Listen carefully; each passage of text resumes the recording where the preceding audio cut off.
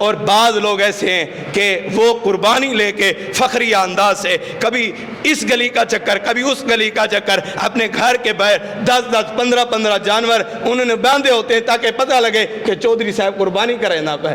یہ تکبر کا نام نہیں بلکہ عاجزی اور انکساری کا نام ہے. اگر آپ لوگوں کو بتانے کے لیے اور لوگوں میں فخریہ انداز کے لیے اگر آپ قربانیاں کرتے ہیں، اللہ کی قسم آپ کے ایک ٹکے کا فائدہ نہیں ہے.